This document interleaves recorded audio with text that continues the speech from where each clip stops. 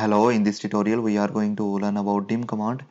In earlier tutorial we have learned how to make dimensions like linear, aligned, angular, arc length, radius and diameter, okay, through these options.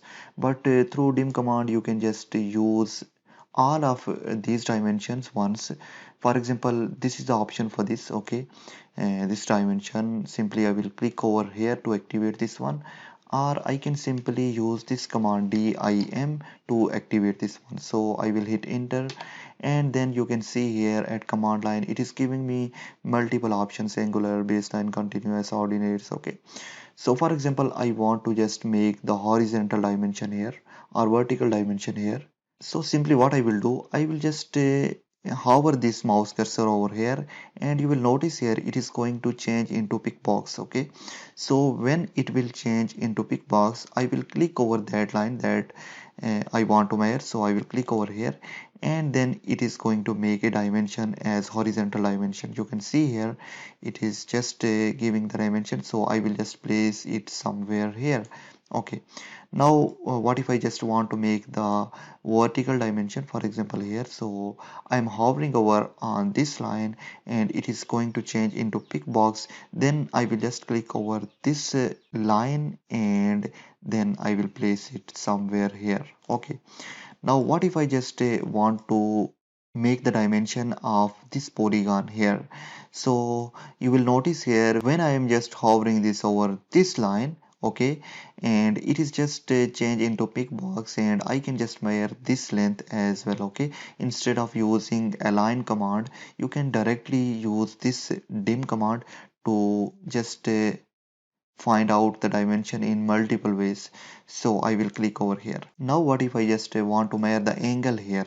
In this case, what I will do, I will just select first line through this pick box, then I will select second line, so it will be converted into angular, okay, that we have made already. So I will click here to convert into angular, and it will just give me the angle as well. So this is the benefit of this command. I will click over somewhere here. Now I just want to check the angle of this triangle as well. So in this case I will select this line and this line as well, and I want to put it somewhere here, and I will click over here. Now what if I just want to measure the dia, radius or the arc length from here. So in this case I will just hover this, and when it will just convert into pick box, you can see it is just giving me right now the radius. And at command line you can see we have some more options like diameter and jogged, arc length and angular as well. So right now I want to measure the radius, so I will click over here and I will put it somewhere here. Now again I want to just check the dia of this arc as well. So when it will just convert it into pick box, this mouse cursor, then I will just put here D for dia, and I will hit enter. Now it will convert it into dia. Now I will just click this arc and I will put it somewhere here, okay. Now the next thing, we have to just find the arc length as well. So in this case I will just move it over here, and when it will be just converted into this pick box, I will just give here a command as L for arc length, okay. So L, and then I will hit enter. Now it will be converted into arc length, and I will just click on this arc first, and then I will put it somewhere here, okay. And this is the arc length, okay. So this is how you can just use multiple functions through this command. Now I just want to find the diameter of this circle. In this case I will just click over here and I can just find the diameter. And if I want to find the radius, simply I have to just enter a command of R, and I will hit enter to convert it into radius. So it will be converted into radius as well.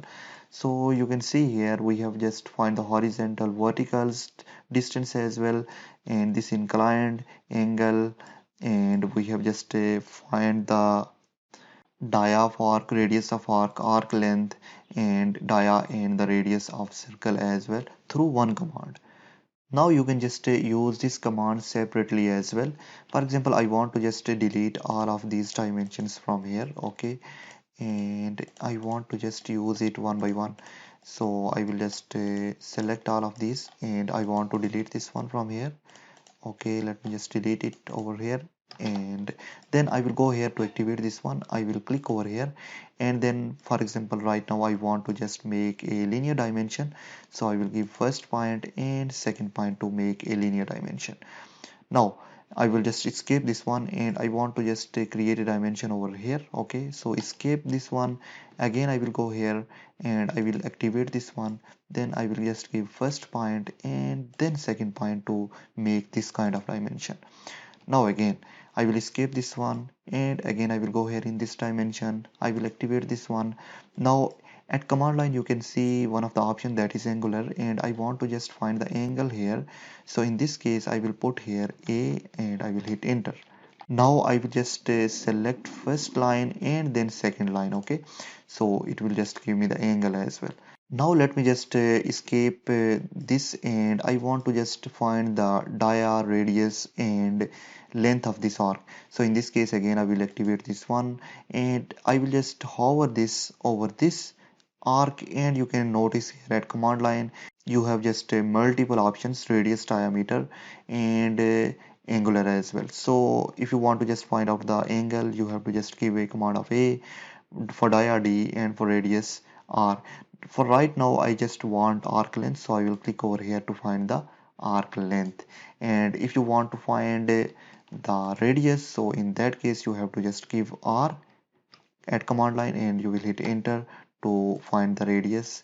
And for dia you can just give D, and for angle you have to just give A. So right now I want to find angle, so I will just hover it over here. Okay, and when it will convert into this big box, I will just give a value of A for angle. Then I can just find out the included angle as well here. Okay, now I just want to find the radius and dia of this circle as well, so I will click over here. Then when it will convert it into this big box, and I can just give a diameter, angular as well and radius. So right now I want to find the radius, so it will just give me the radius. Now the next I want to find the dia, so in that case I will click over here, and then I will just enter a value of D. I will hit enter. Now it will be converted into dia as well. So this is how you can use this command separately as well. Hope you understand this session. We'll see you in the next.